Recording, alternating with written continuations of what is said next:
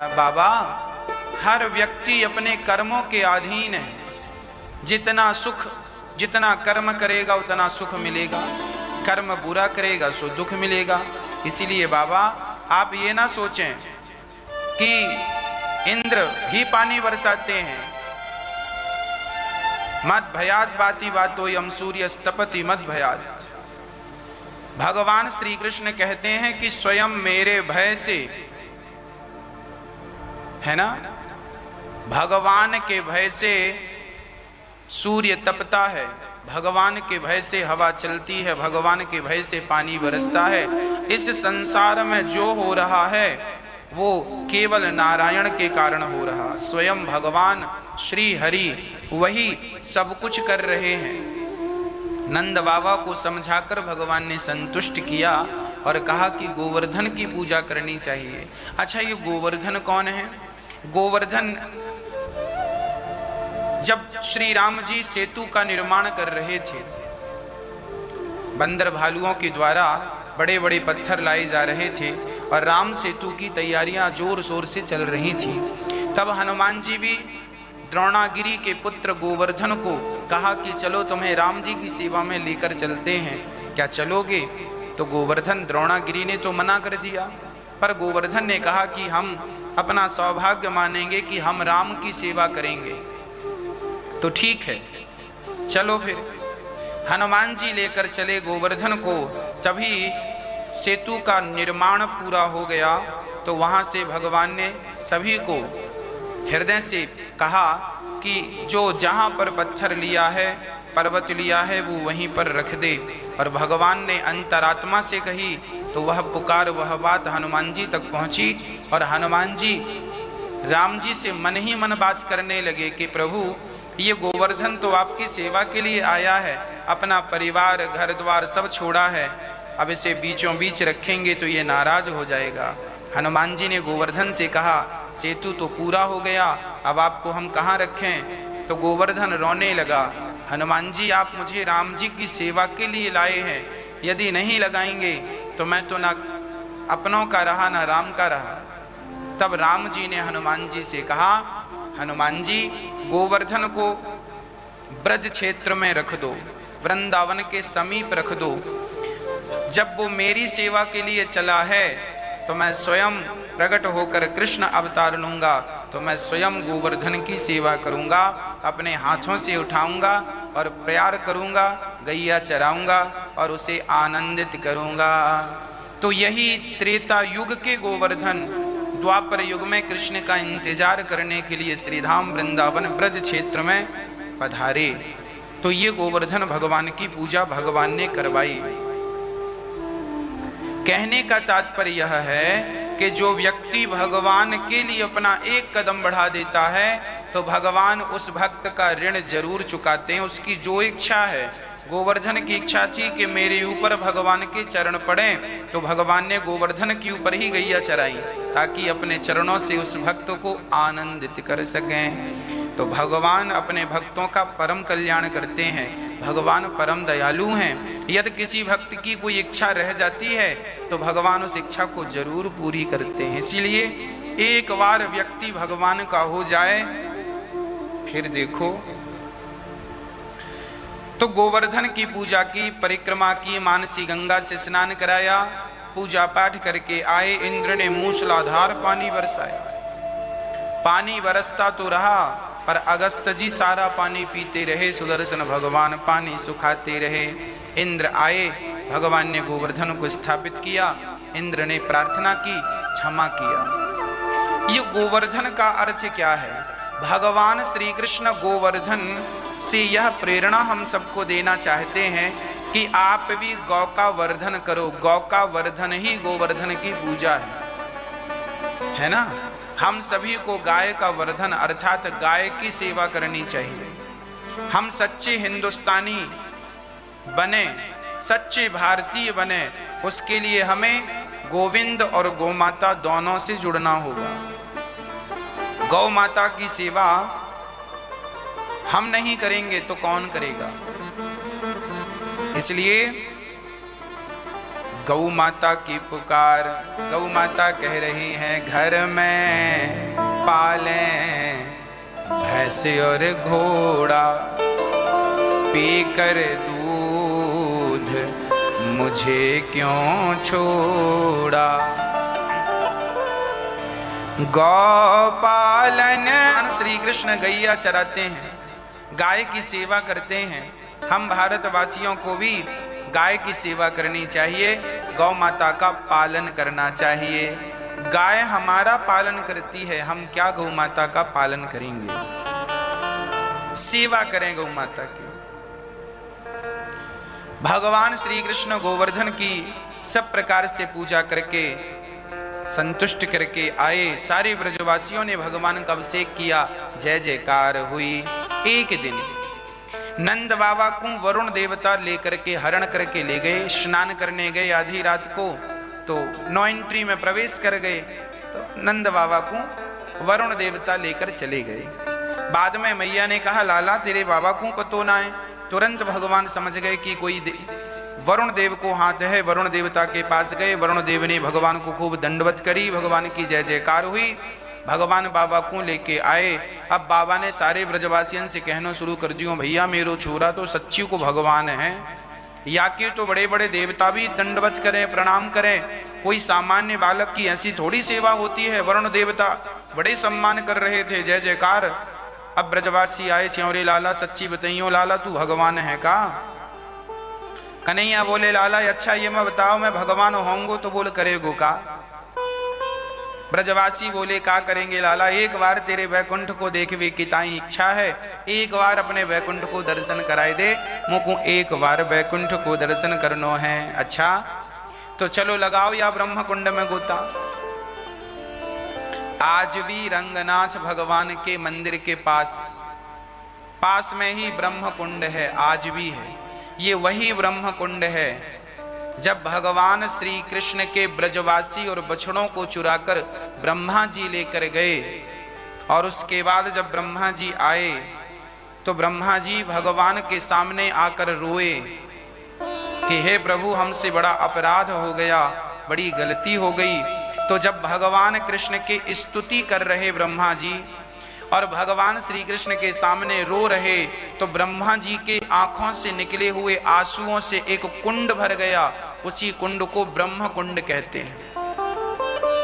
और उसी ब्रह्म कुंड में सारे ब्रजवासियों ने स्नान किया तो सबके सब पहुंच गए वैकुंठ। और जब वैकुंठ गए तो वहां देखा कि वहां भगवान नारायण शेष नाग पर लेटे हैं, माँ भगवती माँ लक्ष्मी चरण दबा रही हैं और भगवान सुंदर सा मुस्कान लिए टुकुर टुकुर देख रहे हैं। एक ब्रजवासी बोला, लाला मोकू तो लगे कि मारो कन्हैया सांप के ऊपर लेटो है। एक ब्रजवासी बोलो, हे राम राम, इतनो बड़ो सांप शेष नाग भगवान को वो सामान्य। अब समझ गए मेरो कन्हैया है, मारे कन्हैया से आके शक्ल मैच करे। ब्रजवासी दौड़ के जाए वे लगे तो वहां के जो कार्यकर्ता थे पार्षद गण रोकाए, भाई खड़े रहो, कहां भाग रहे हो? ब्रजवासियों ने कहा हम बड़ी दूर से आए हैं। कहां से आए हो? वृंदावन से। तो काहे की ताई आए हो, काहे के लिए आए हो? उन्होंने कहा हम अपने कन्हैया से मिलवे की ताई आए हैं। अच्छा, पार्षद गण बोले यहाँ कोई कन्हैया बनैया नहीं रहता, यहाँ तो भगवान नारायण रहते हैं। ब्रजवासी बोले, हे भगवान हम कहाँ फंस गए। अब वहां ना कोई काहू से बात करे, अब भगवान का दर्शन भी दूर से हो रहा है, ना बात हो पा रही है, ना भगवान हंस रहे हैं, ना देख रहे हैं। ब्रजवासी बोले, राम राम, यो भगवान से अच्छो तो मारो कन्हैया है, कम से कम हमारी तरफ देखे तो सही, हमसे बात तो करे। अरे भगवान श्री नारायण, भगवान श्री कृष्ण जितने सुलभ वृंदावन में हैं, भगवान श्री राम जितने सुलभ अयोध्या में हैं, इतने सुलभ भगवान बैकुंठ में नहीं है। सच्ची बताऊं, बैकुंठ में भी भगवान इतने सुलभ नहीं है। बैकुंठ में कोई भगवान के ऊपर थोड़ी बैठ सकता है, पर ब्रजवासी तो भगवान को घोड़ा बना के ऊपर बैठ जाएं और चल मेरे घोड़े, चल मेरे घोड़े कहें। भगवान ब्रजवासियों के संग कबड्डी खेलें, कोई बैकुंठ में थोड़ी भगवान कबड्डी खेलेंगे। मतलब भगवान वृंदावन में सुलभ हैं, इस मृत्यु लोक में सुलभ हैं, भगवान बैकुंठ में भी इतने सुलभ नहीं हैं जितने यहाँ। इसीलिए वृंदावन में सुलभ हैं, इसीलिए वृंदावन की महिमा सबसे श्रेष्ठ है। एक बार भगवान ने प्रयागराज को तीर्थों का राजा बना दिया। प्रयागराज ने सभी तीर्थों को बुलाया मीटिंग के लिए, आओ आओ। कुंभ लगा, प्रयाग लगा, मेला, तो सारे तीर्थों को बुलाया, सब तो गए पर वृंदावन नहीं गए। तो भगवान से शिकायत कर दी प्रयाग ने, सुनो प्रभु आपने तो हमें तीर्थों का राजा बनाया है और ये वृंदावन तो आता ही नहीं हमारे पास बुलाने से। तब भगवान कृष्ण ने कहा, सुनो प्रयागराज जी, हमने तुम्हें तीर्थों का राजा बनाया है, अपने घर का राजा थोड़ी बनाया। ये वृंदावन कोई तीर्थ थोड़ी है, ये तो हमारा घर है। वृंदावन वृंदावन सो वन नहीं, नंद गाँव सो गाँव, बंसी बट सो बट नहीं, कृष्ण नाम सो नाम। धन्य है ये वृंदावन, वृंदावन जैसा कुछ नहीं है। सारे ब्रजवासियों ने जब भगवान का स्मरण किया तो सारे ब्रजवासी पुनः वृंदावन में आए और भगवान से लिपट कर रोने लगे, प्रभु हमें कभी बैकुंठ ना भेजना, हमें सदा अपने चरणों में रखना, जितने सुलभ आप हैं हमें आप ही मिलना। एक पल के लिए ब्रजवासी श्याम सुंदर को नहीं छोड़ते और वो कहते हैं कि हमें वृंदावन में लता पता बना देना पर अपने चरणों से दूर ना करना। प्रिय भक्तों, भगवान इस प्रकार की नित्य लीला कर रहे हैं। आज भगवान का मन हुआ कि चलो हम अपने ब्रजवासियों को तो हमेशा गले लगाते हैं, हम अपने मित्रों को तो सदा उनकी पीठ पर हम बैठ जाते हैं, तो कभी वो हमारी पीठ पर बैठ जाते हैं। पुरुष लोग तो बहुत आनंद ले रहे हैं, हमारे मित्र लोग, पर जो हमारी भक्त गोपियां हैं इनकी बहुत इच्छाएं हैं। ये गोपियां जो है ना, ये भगवान को देखना चाहती हैं, पर चूंकि आपने देखा होगा गांव में महिलाएं लंबा सा घूंघट डाल के रहती हैं, एक मर्यादा में बंधी रहती हैं, जिसके कारण उन्हें खुलकर ना दर्शन करने की आजादी है, ना खुलकर नाचने की आजादी है, ना खुलकर कीर्तन भजन करने की आजादी है। माता शबरी के चरित्र में हमने संतों से सुना कि माता शबरी जो हैं ये पिछले जन्म में कि राजा की धर्म पत्नी थी और एक बार प्रयागराज में जब मेला लगा, कुंभ लगा, तो ये राजा अपनी पत्नी को लेकर के और प्रयागराज गए। वहां राजा जी के रहने की व्यवस्था हुई, रानी के रहने के लिए व्यवस्थाएं हुई। अब कुंभ का मेला था तो चारों तरफ से संतों का कीर्तन की ध्वनि आ रही थी, कहीं सत्संग चल रहा है, कहीं कीर्तन चल रही है।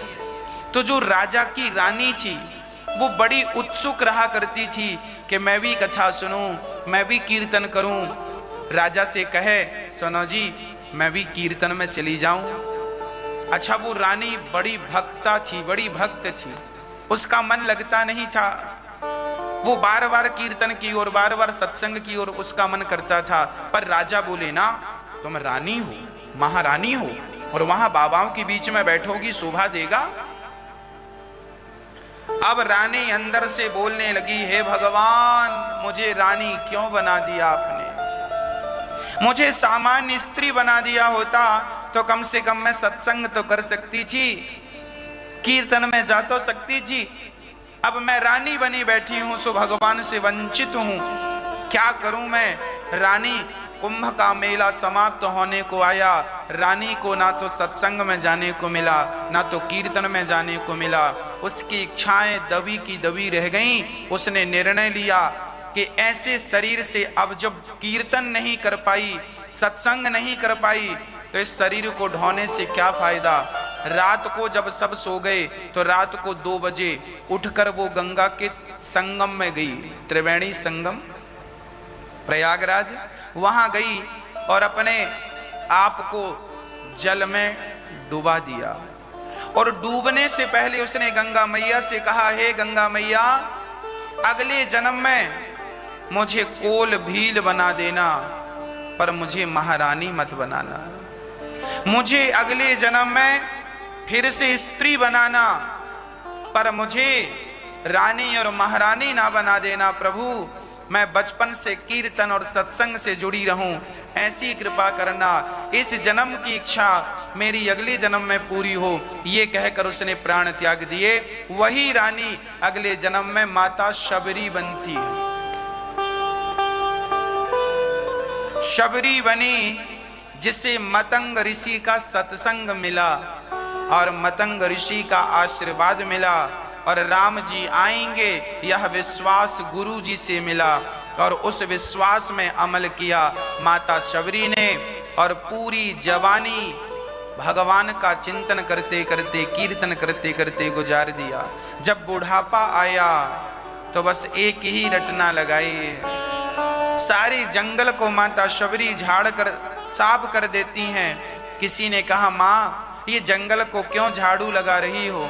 बोले, राम आएंगे, पता नहीं किस रास्ते से आ जाएं, कहीं उनके पांव में कांटे चुभ गए तो किसी ने कहा कि राम जी आएंगे, इसकी क्या गारंटी है? माता शबरी से किसी ने कहा कि राम जी आएंगे, इसकी क्या गारंटी है? अरे राम जी भगवान ऐसे थोड़ी सबके पास आ जाते हैं। तो माता शबरी ने कहा, मेरे गुरु जी ने कहा है कि राम आएंगे, तो मेरे गुरु की बात कभी कट नहीं सकती। माता शबरी में जो नवधा भक्ति राम जी ने सुनाई, प्रथम भगति संतन कर संगा, ये जो नवधा भक्ति सुनाई, ये राम जी ने माता शबरी को नवधा भक्ति सुनाई नहीं, बल्कि राम ने माता शबरी को नवधा भक्ति बताई कि माँ ये 9 की 9 भक्तियां और किसी में नहीं, तुम में ही है। और राम जी उनके माध्यम से ये कहना चाहते हैं कि संसार के प्राणियों में इन 9 में से एक भी आ जाए तो उनका कल्याण हो जाए। राम जी 14 साल जंगल में रहे, पर राम जी को शबरी जैसा भक्त नहीं मिला। माता शबरी ही एक ऐसी भक्त हैं जिनके अंदर 9 की 9 भक्तियां कूट कूट के भरी हैं। भक्ति 9 प्रकार की होती हैं। पहली भक्ति है कथा सुनना, श्रवणम, प्रथम भगति संतन कर संगा, तो माता शबरी के अंदर ये भक्ति थी। दूसरी भक्ति कथा के प्रति प्रेम, ये भी माता शबरी में था। दूसर रति मम कथा प्रसंगा, गुरु पद पंकज सेवा, तीसरी भक्ति अमान। गुरुजनों की सेवा ये तीसरी भक्ति है जो माता शबरी के अंदर कूट कूट के भरी थी। चौथी भगति मम गुण गण करही कपट तजी गान। माता शबरी जब सत्संग सुनकर अपनी कुटिया में आती तो अपने आप को ही कथा सुनाती। माता शबरी के पास कोई बैठता नहीं था। माता शबरी अकेली कुटिया पर रहा करती थी और जो सत्संग सुनती थी वो अपने आप को सुनाती थी। जैसे गोस्वामी तुलसीदास जी ने रामचरितमानस सुनाई, किसको सुनाई? अपने मन को सुनाई। रे मन सब सो निरस है, सरस राम सो होए, उचित सिखावन देत है, निस दिन तुलसी तोए। रे मन तू सत्संग कर, छोड़ जगत की रीत, अंत समय पछताएगा जब आयु जाएगी बीत। आप किसी को कथा ना सुनाइए, अपने आप को कथा, अब जो आपका मन है ना, इस मन को कथा सुनाइए। माता शबरी सुनाया करती। और मंत्र जाप मम दृढ़ विश्वासा, पंचम भजन सुवेद प्रकाशा। पांचवी भक्ति है भगवान का नाम विश्वास से जपना, और माता शबरी नाम जपती है और विश्वास भी है। यह भी माता शबरी के अंदर भक्ति कूट कूट के भरी है। छठवीं भक्ति छठ दमशील बिरत बहुकर्मा, निरत निरंतर सज्जन धर्मा। सारे कर्म करो पर अपनी सज्जनता नहीं छोड़ो। माता शबरी इतनी सज्जन थी कि आपको क्या कहें, इतनी सरल थी कि कौवा पेड़ पर बैठ जाए तो माता शबरी कहने लग जाए, है ना। माता शबरी माँ कौए से कह रही हैं, बोल बोल बोल कागा, राम कब आएंगे। तो बोलती है, राम आए नहीं राम जी, लगाई कहाँ देर रे। शबरी ने रखे हैं चुन चुन के बेर रे। किसी ने कहा राम जी आएंगे तो क्या करोगी? बोले राम जी आएंगे, हम जंगल को जाएंगे, जंगल से मीठे मीठे बेर लेके आएंगे, और बेरों का भोग अपने राम को लगाएंगे, बेरों का भोग अपने राम को लगाएंगे। बोल बोल बोल कागा, राम कब आएंगे। बोल बोल बोल कागा, राम कब आएंगे। प्रिय भक्तों, भगवान की भक्ति माता सबरी में कूट कूट के भरी है। सातव सम मोहिमय जग देखा, सब में भगवान को देखना ये शबरी के अंदर था। आठव जथा लाभ संतोषा, यह भी सबरी के अंदर भक्ति थी। संतोष भी एक भक्ति है, जितना विधाता दे दें उतने में संतोष रख लेना, यह भी बड़ी भक्ति।